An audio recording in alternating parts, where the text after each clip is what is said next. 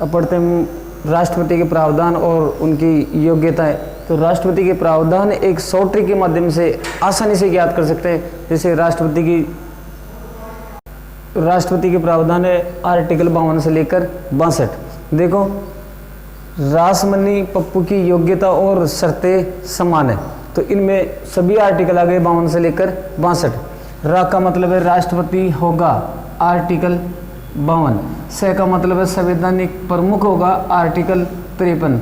मैं का मतलब है मतदान देने वाले, आर्टिकल 54। नी का मतलब है निर्वाचन प्रक्रिया, आर्टिकल 55। पे का मतलब है पदावधि या कार्यकाल, आर्टिकल 56। पू का मतलब है पुनः निर्वाचन योग्य होगा, आर्टिकल 57। राष्ट्रपति की योग्यता है 58। राष्ट्रपति के लिए शर्तें, अनुच्छेद 59। से का मतलब है शपथ, तो राष्ट्रपति की शपथ, आर्टिकल 60। माँ का मतलब है महाभियोग प्रक्रिया, आर्टिकल 61। और ने का मतलब है जब राष्ट्रपति नहीं होगा तो कार्यवाहक राष्ट्रपति को, आर्टिकल 52। अर्थात देखो आर्टिकल 52 में रा का मतलब है राष्ट्रपति होगा, राष्ट्रपति होगा, इसका प्रावधान दे रखा है संविधान के, आर्टिकल 52। अब आर्टिकल 53 में से का मतलब है संवैधानिक प्रमुख, संवैधानिक प्रमुख के अर्थात अपने देश का संवैधानिक प्रमुख राष्ट्रपति होता है, इसका प्रावधान दे रखा है आर्टिकल 53। मैं का मतलब है मतदान देने वाले और मतदान देने वाले, आर्टिकल 54। और मतदान देने वाले को बोलते हैं निर्वाचन मंडल, मतदान देने वाले और मतदान देने वाले को बोलते हैं निर्वाचन मंडल। तो एग्जाम में ये भी प्रश्न पूछा जा सकता है कि राष्ट्रपति के निर्वाचन मंडल में कौन कौन शामिल है, या राष्ट्रपति को मतदान देने वाले सदस्य कौन कौन होते हैं। इन सभी का प्रावधान दे रखा है संविधान के, आर्टिकल 54। 55 में नी का मतलब है निर्वाचन प्रक्रिया, तो राष्ट्रपति की जो निर्वाचन प्रक्रिया है वो आर्टिकल 55।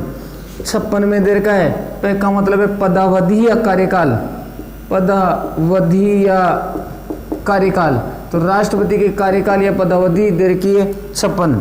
57 में दे रखा है पू का मतलब है पुनः निर्वाचन योग्य होगा, अर्थात एक बार राष्ट्रपति बनने के बाद में कितनी ही निर्वाचन योग्य होगा, कितनी ही बार राष्ट्रपति बन सकता है। इस संदर्भ में राष्ट्रपति यानी संविधान मौन है, यानी अपने देश में ऐसा कोई सिस्टम नहीं कि राष्ट्रपति एक बार बने या 2 बार बने या 3 बार, कितनी भी बार राष्ट्रपति बन सकता है। 58 में दे रखी है राष्ट्रपति की योग्यता। राष्ट्रपति की योग्यता है जैसे भारत का नागरिक हो, पागल या दिवालिया घोषित हो, न्यूनतम आयु 35 वर्ष प्राप्त कर चुका हो, लोकसभा का सदस्य बनने की योग्यता रखता हो, और ये सभी योग्यताएं आर्टिकल 58 में दे रखी है। और 59 में दे रखी है राष्ट्रपति के लिए चुनाव के लिए जो शर्तें, और शर्तों में प्रस्तावक और अनुमोदक 50-50। शर्तों में जैसे प्रस्तावक व अनुमोदक, और अनुमोदक दे रखे ये 50:50, तथा इन्हीं शर्तों में जमानत राशि और राष्ट्रपति उपराष्ट्रपति दोनों की जमानत राशि 15,000 रुपये दे रखी है। और 60 में दे रखी है राष्ट्रपति को शपथ, अर्थात सर्वोच्च न्यायालय का मुख्य न्यायाधीश राष्ट्रपति को शपथ दिलाता है, और इस शपथ का प्रावधान दे रखा है भारतीय संविधान आर्टिकल 60 में। आर्टिकल 61 में दे रखी है राष्ट्रपति की महाभियोग प्रक्रिया, अर्थात राष्ट्रपति को पद पर रहते हुए महाभियोग प्रक्रिया के द्वारा हटाया जा सकता है, और ये महाभियोग प्रक्रिया संसद में, यानी ये प्रस्ताव संसद में लाया जाता है। और आर्टिकल 62, और जब राष्ट्रपति नहीं होगा, राष्ट्रपति नहीं होगा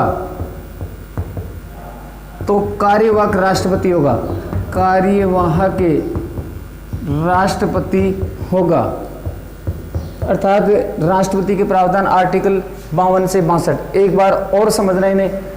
रा का मतलब है राष्ट्रपति होगा 52, संवैधानिक प्रमुख 53, मतदान देने वाले 54, निर्वाचन प्रक्रिया 55, पदावधि या कार्यकाल 56, पुनः निर्वाचन योग्य होगा 57, राष्ट्रपति की योग्यताएं 58, शर्तें 59, राष्ट्रपति की शपथ 60, महाभियोग प्रक्रिया 61, और जब राष्ट्रपति नहीं होगा तो कार्यवाहक राष्ट्रपति होगा, आर्टिकल 62। अब पढ़ते हैं राष्ट्रपति की योग्यताएं। देखो राष्ट्रपति की योग्यताओं में पहली योग्यता है भारत का नागरिक हो, भारत का नागरिक हो। दूसरी योग्यता है पागल या दिवालिया घोषित न हो, पागल या दिवालिया घोषित न हो। तीसरी योग्यता है लाभकारी पद पर कार्यरत न हो। देखो यहाँ से एक बहुत अच्छा प्रश्न आता है, लाभकारी पद पर कार्यरत न हो। कोई भी व्यक्ति, जैसे ऐसा इस कंडीशन एक बार हुई थी 1969 में, जब वीवी गिरी कार्यवाहक राष्ट्रपति के पद पर कार्यरत थे और तब उन्होंने लाभकारी पद पर कार्यरत न हो, अर्थात कोई भी संवैधानिक पद पर व्यक्ति कार्यरत न हो। लेकिन ऐसी कंडीशन एक बार 1969 में हुई थी, उसमें वीवी गिरी भारत के कार्यवाहक राष्ट्रपति थे। तब इन्होंने देखा कि क्यों ना मैं ही राष्ट्रपति का चुनाव लड़ लूं, और राष्ट्रपति का चुनाव लड़ने के लिए इन्होंने कार्यवाहक पद से त्यागपत्र दिया और त्यागपत्र देने के बाद में इन्होंने चुनाव जीता था। अर्थात पहली कंडीशन ये दर की लाभकारी पद पर कार्यरत न हो। इसके बाद में चौथी योग्यता राष्ट्रपति बनने के लिए न्यूनतम आयु, और जो न्यूनतम आयु का प्रावधान दे रखा है 35 वर्ष, लेकिन अधिकतम आयु का कोई प्रावधान नहीं है, यानी इसकी कोई सीमा नहीं है अधिकतम आयु। तो राष्ट्रपति बनने के लिए अधिकतम आयु की कोई सीमा नहीं। तो कई बार एग्जाम में प्रश्न आता है कि राष्ट्रपति बनने के लिए अधिकतम आयु, तो ये याद रखना 35 वर्ष नहीं, अधिकतम कोई सीमा नहीं, ये न्यूनतम आयु का प्रावधान दे रखा है 35 वर्ष। और पांचवी योग्यता है लोकसभा का सदस्य बनने की योग्यता रखता हो, अर्थात भारत के किसी भी लोकसभा क्षेत्र की मतदाता सूची में उसका नाम अंकित होना चाहिए, न कि लोकसभा का सदस्य हो। अर्थात समझना, लोकसभा क्षेत्र की मतदाता सूची में नाम अंकित हो, नाम अंकित हो। तो देखो यहाँ से एक प्रश्न आता है, निम्न में से राष्ट्रपति की योग्यता नहीं है। जैसे पहला ऑप्शन दे दिया भारत का नागरिक हो, ए ऑप्शन। बी दे दिया लाभकारी पद पर कार्यरत न हो। सी में दे दिया न्यूनतम आयु 35 वर्ष प्राप्त कर चुका हो, और डी में दे दिया लोकसभा का सदस्य हो। तो निम्न में से असत्य कथन कौन सा है? लोकसभा का सदस्य नहीं होता है, लेकिन लोकसभा क्षेत्र की मतदाता सूची में उसका नाम अंकित होता है। तो ये राष्ट्रपति बनने के लिए 5 योग्यता है। पहले राष्ट्रपति की योग्यता, और अब दूसरा पॉइंट है राष्ट्रपति को शपथ। देखो राष्ट्रपति को शपथ सर्वोच्च न्यायालय का, सुप्रीम कोर्ट का मुख्य न्यायाधीश बोल दो या चीफ जस्टिस शपथ दिलाता है। तो राष्ट्रपति को शपथ सुप्रीम कोर्ट का मुख्य न्यायाधीश या चीफ जस्टिस, और यदि ये ऑप्शन में नहीं आता है तो वरिष्ठतम न्यायाधीश, क्योंकि वरिष्ठतम न्यायाधीश ही मुख्य न्यायाधीश बनता है। वरिष्ठतम न्यायाधीश यही राष्ट्रपति को पद के रूप में 2 प्रकार से शपथ दिलाता है, एक तो पद के रूप में और दूसरी गोपनीयता। अर्थात राष्ट्रपति को शपथ कितने प्रकार से दिलवाई जाती है? 2 प्रकार से, एक तो पद के रूप में और दूसरी शपथ गोपनीयता की शपथ, गोपनीयता की शपथ। अर्थात इन अधिकारियों को, जो सर्वोच्च अधिकारी होते हैं, उनको शपथ 2 रूप से दिलाई जाती है, पहली पद के रूप में, दूसरी गोपनीयता के रूप में शपथ दिलाई जाती है। अब राष्ट्रपति के कार्यकाल, देखो राष्ट्रपति का कार्यकाल होता है पद ग्रहण करने की तिथि से 5 वर्ष, पद ग्रहण करने की तिथि से 5 वर्ष, तिथि से 5 वर्ष तक। देखो ऑप्शन में कई बार आता है 5 वर्ष, 6 वर्ष या पद ग्रहण करने की तिथि से 5 वर्ष तक। तो राष्ट्रपति जिस समय या जिस दिन, जिस तारीख को पद ग्रहण करता है, उस तिथि से लेकर 5 वर्ष तक इनका कार्यकाल होता है। अब यहाँ से एक प्रश्न आता है, यदि राष्ट्रपति की पद पर रहते हुए मृत्यु हो जाए तो नेक्स्ट जो अगला राष्ट्रपति होगा उसका कार्यकाल होगा न कि शेष अवधि के लिए, बल्कि पद ग्रहण करने की तिथि से 5 वर्ष तक उसका कार्यकाल होगा। कार्यकाल के बाद में अगला पॉइंट है त्यागपत्र। राष्ट्रपति अपना त्यागपत्र भारत के उपराष्ट्रपति को सौंपता है। अब मान लीजिए उसमें उपराष्ट्रपति का पद खाली है, तो ये अपना त्यागपत्र किसको सौंपेगा? तो राष्ट्रपति उसमें यानी ऐसी कंडीशन में अपना त्यागपत्र सुप्रीम कोर्ट के चीफ जस्टिस अर्थात मुख्य न्यायाधीश को सौंपता है। और ऐसी कंडीशन अपने देश में केवल एक बार हुई थी 1969 में, जब देश के कार्यवाहक राष्ट्रपति वीवी गिरी थे। तब इन्होंने, क्योंकि उपराष्ट्रपति का पद उस समय खाली था, ये उपराष्ट्रपति के रूप में इन्होंने कार्यवाहक राष्ट्रपति के रूप में कार्य किया। और कार्यवाहक राष्ट्रपति का कार्यकाल होता है अधिकतम 6 माह। तब इन्होंने देखा यार क्यों न मैं ही राष्ट्रपति का चुनाव लड़ लूं। तब इन्होंने अपना त्यागपत्र सुप्रीम कोर्ट के मुख्य न्यायाधीश, और उसमें मुख्य न्यायाधीश थे मोहम्मद हिदायतुल्ला, इनको सौंपा था। अर्थात उपराष्ट्रपति की अनुपस्थिति में राष्ट्रपति अपना त्यागपत्र किसको सौंपता है? तब अपना आंसर होगा सुप्रीम कोर्ट का चीफ जस्टिस या मुख्य न्यायाधीश को सौंपता है। देखो अगला पॉइंट है पद से हटाना। राष्ट्रपति यदि पद पर रहते हुए संविधान पर अतिक्रमण करता है, यह संविधान का उल्लंघन करता है, तो उसको पद से महाभियोग प्रक्रिया के द्वारा हटाया जा सकता है। महाभियोग प्रक्रिया, और ये महाभियोग प्रक्रिया का जो भारतीय संविधान का आर्टिकल 61, इसमें प्रावधान दे रखा है।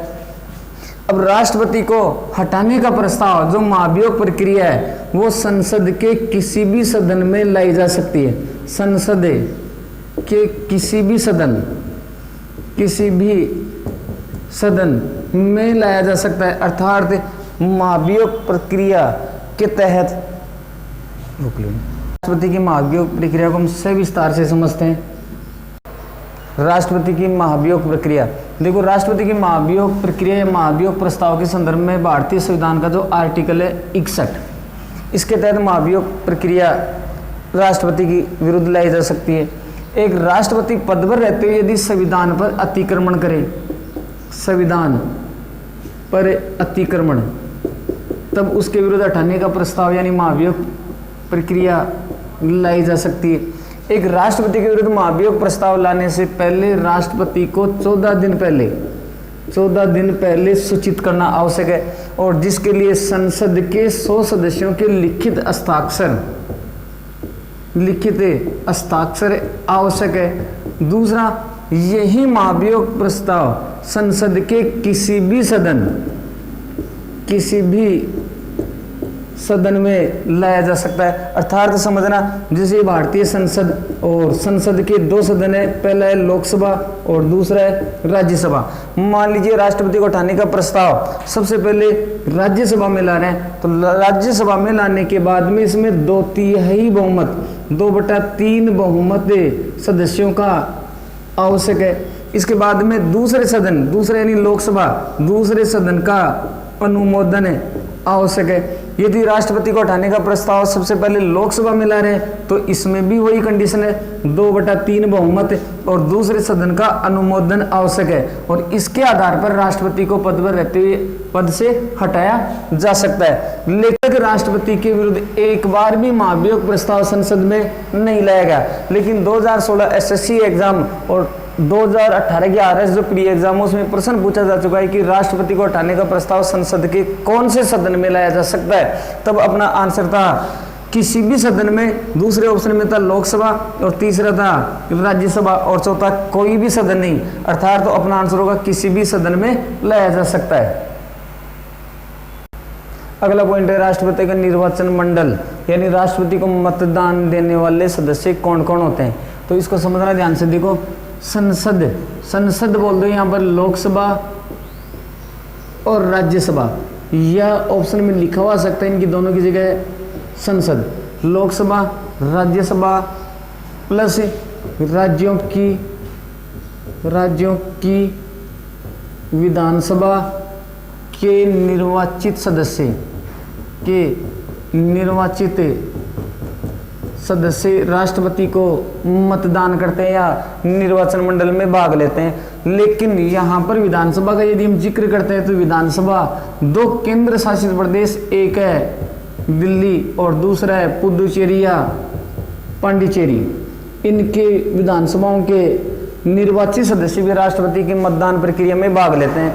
अर्थात राष्ट्रपति का निर्वाचन मंडल या निर्वाचन प्रक्रिया में भाग लेने वाले सदस्य लोकसभा, राज्यसभा और राज्यों की विधानसभाओं के निर्वाचित सदस्य और केंद्र शासित प्रदेश दिल्ली और पांडिचेरी की विधानसभाओं के निर्वाचित सदस्य इसमें भाग लेते हैं। अब क्वेश्चन आता है कि राष्ट्रपति की निर्वाचन प्रक्रिया में भाग कौन कौन से सदस्य नहीं लेते हैं निर्वाचन प्रक्रिया में।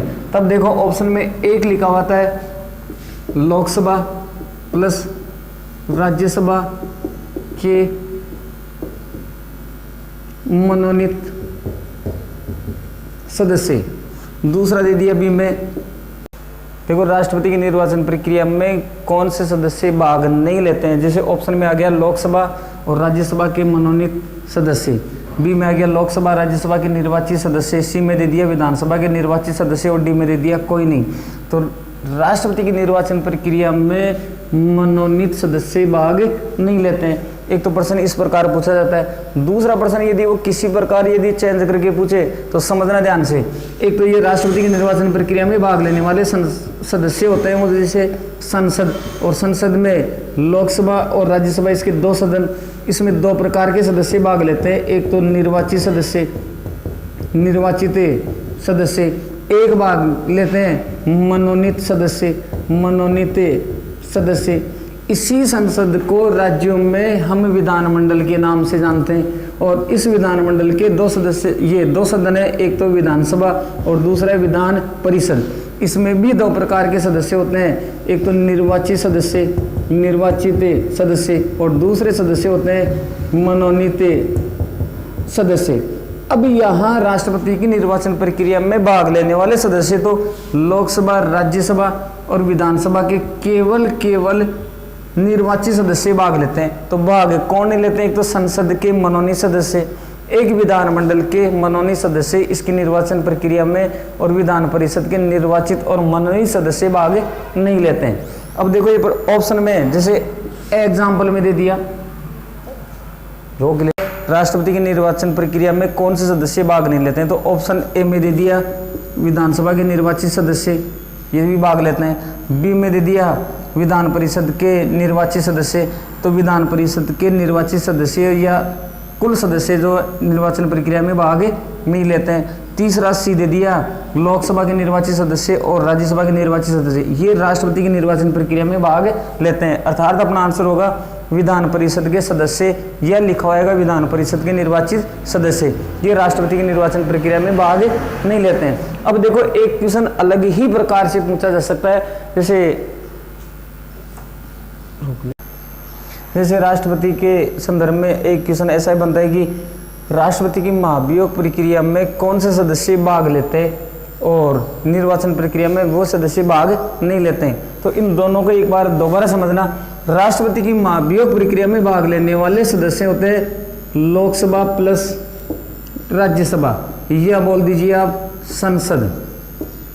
संसद के सदस्य का मतलब यहाँ पर निर्वाचित और मनोनीत दोनों ही प्रकार के सदस्य भाग लेते हैं। जबकि निर्वाचन प्रक्रिया में लोकसभा प्लस राज्यसभा प्लस राज्यों की विधानसभाओं के केवल निर्वाचित सदस्य भाग लेते हैं। अब यहाँ से एक बहुत बढ़िया प्रश्न आता है कि वे कौन से सदस्य हैं जो राष्ट्रपति की महाभियोग प्रक्रिया में भाग लेते हैं लेकिन निर्वाचन प्रक्रिया में भाग नहीं लेते हैं, और वो सदस्य, तो यहाँ पर देखो समझना, लोकसभा राज्यसभा के सदस्य, इसका मतलब इसमें दो प्रकार के सदस्य आते हैं, एक तो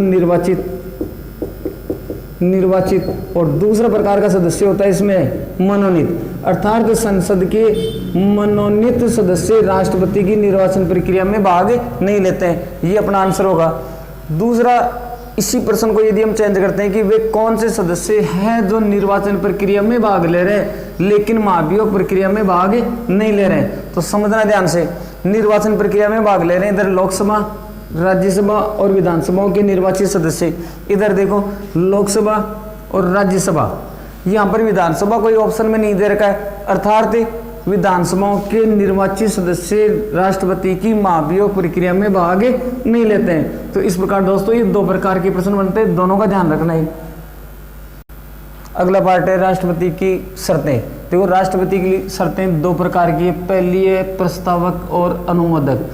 प्रस्तावक प्लस अनुमोदक। तो राष्ट्रपति के चुनाव के लिए प्रस्तावक और अनुमोदकों की संख्या वर्तमान में 50:50, लेकिन 1998 के पहले 1998 के पहले इनकी संख्या थी 20:20। यदि ऐसा पूछा जाए कि प्रारंभ में राष्ट्रपति के लिए शर्तें प्रस्तावक और अनुमोदक थे, तब प्रारंभ में 20:20, लेकिन वर्तमान में इनकी संख्या है 50:50। और दूसरी शर्तें इनके लिए चुनाव के लिए जो जमानत राशि और राष्ट्रपति और उपराष्ट्रपति दोनों के लिए जमानत राशि है 15,000 रुपये। अब यहाँ पर एक बहुत अच्छा प्रश्न है, राष्ट्रपति फॉर्म दाखिल करते समय जमानत राशि यानी ये जमा करवाता है वो किस फंड के नाम से? तो ये जमानत राशि वो RBI reserve bank of India के नाम से जमा कराता है। दूसरी एक अलग क्वेश्चन आती है कि राष्ट्रपति अपना फॉर्म दाखिल करता है, तो फॉर्म दाखिल किसके सामने अपना फॉर्म दाखिल करता है, किसके सामने अपना नामांकन भरता है? तब आंसर होगा लोकसभा अध्यक्ष। लोकसभा अध्यक्ष के सामने अपना नामांकन फॉर्म भरता है। देखो दोस्तों, यहाँ से बहुत बार प्रश्न पूछा जा चुका है कि राष्ट्रपति अपना नामांकन दाखिल किसके समकक्ष करता है? तब आंसर होगा लोकसभा अध्यक्ष। और राष्ट्रपति अपनी जमानत राशि किसके नाम से भरता है? तब RBI फंड के नाम से जमानत राशि भरता है। अब यहाँ पर एक कंडीशन है, कोई भी व्यक्ति यदि राष्ट्रपति के चुनाव जीते आ रहे, लेकिन एक कंडीशन है, यदि कुल डाले गए सही मतों में से 1/6 भाग मत किसी उम्मीदवार को नहीं प्राप्त होते हैं तो जमानत राशि जब्त हो जाती है, चाहे वो चुनाव जीते या हारे। लेकिन ये कंडीशन है कि 1/6 भाग मतों का कोटा हासिल करना आवश्यक है, अन्यथा जमानत राशि जब्त हो जाती है। अब अगला पार्ट है राष्ट्रपति का वेतन। राष्ट्रपति का वेतन वर्तमान में 5 लाख रुपए मासिक, 5 लाख रुपए मासिक, और वो भी संसद की संचित निधि से मिलता है। और संचित निधि से जिन अधिकारियों को वेतन मिलता है वो आयकर रहित होता है, अर्थात राष्ट्रपति को जो वेतन मिलता है उस पर कोई टैक्स नहीं लगता है। दूसरा, राष्ट्रपति को जो वेतन मिलता है वो वेतन संविधान की कौन सी अनुसूची के तहत? तो संविधान की सेकंड अनुसूची के तहत राष्ट्रपति को वेतन संसद की संचित निधि से मिलता है। तो यहाँ से बहुत अच्छा प्रश्न है कि राष्ट्रपति को वेतन मिलता है, तो या तो ऑप्शन में लिखा होगा संसद की संचित निधि से, या लिखा होगा संविधान की दूसरी अनुसूची के तहत वेतन मिलता है। अब अगला पार्ट है राष्ट्रपति की निर्वाचन प्रक्रिया। देखो एकतर राजस्थान की एग्जामों में क्वेश्चन आ चुका है कि राष्ट्रपति की निर्वाचन प्रक्रिया है, तो राष्ट्रपति की निर्वाचन प्रक्रिया एकल संक्रमणीय आनुपातिक मत प्रणाली के तहत अप्रत्यक्ष रूप से, यहां समझना ध्यान से, एकल संक्रमणीय आनुपातिक मत प्रणाली, इसके बारे में हमने पहले भी चर्चा की थी और एक बार और थोड़ा सा देख लेते हैं कि एकल संक्रमणीय आनुपातिक मत प्रणाली का मतलब है जैसे राष्ट्रपति का उम्मीदवार यानी राष्ट्रपति के चुनाव के लिए 4 उम्मीदवार चुनाव लड़ रहे थे, एक व्यक्ति 4 वोट डालेगा और चारों का जो मूल्य है वो अलग अलग होगा, इसके आधार पर इनकी काउंटिंग की जाती है। और दूसरा, मत प्रणाली के तहत अप्रत्यक्ष का मतलब जिनके चुनाव में जनता ने भाग नहीं लिया हो वो चुनाव होता है अप्रत्यक्ष, यानी जनता के द्वारा चुने हुए प्रतिनिधियों ने इनके चुनाव में भाग लिया हो तब कहलाते हैं हमारे लिए चुनाव अप्रत्यक्ष चुनाव।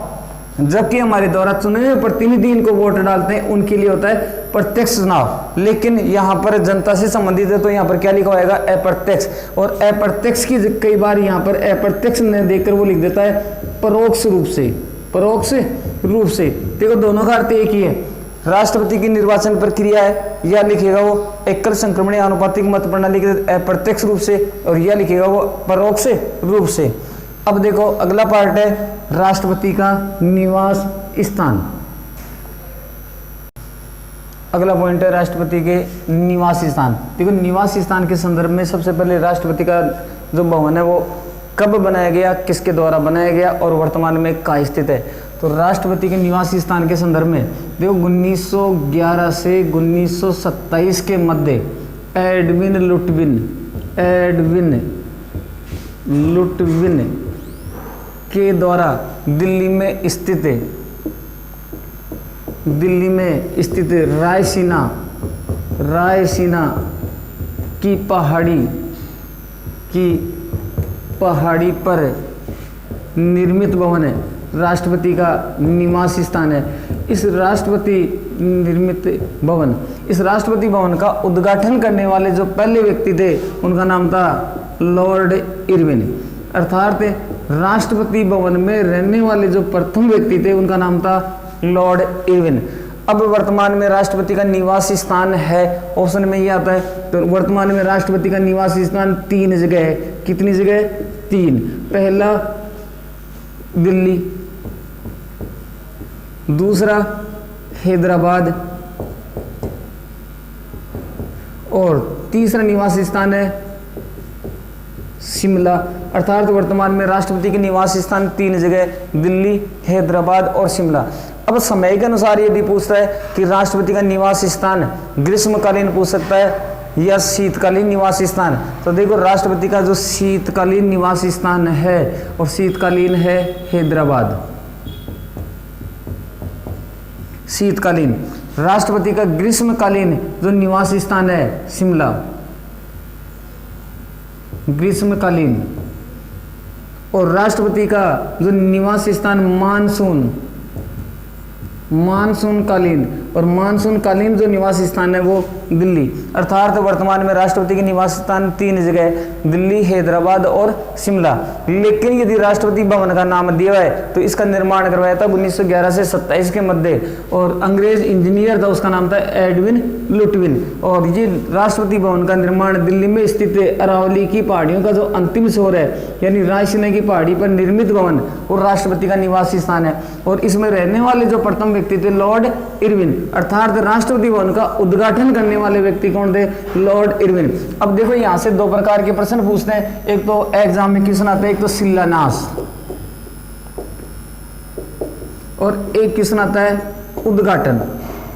राष्ट्रपति भवन का शिलान्यास करने वाले व्यक्ति कौन थे या राष्ट्रपति भवन का उद्घाटन करने वाले व्यक्ति कौन थे? क्योंकि इस समय यदि हम बात करें तो राष्ट्रपति भवन का उद्घाटन यानी 1927 में भारत के जो वायसराय थे और लॉर्ड इरविन।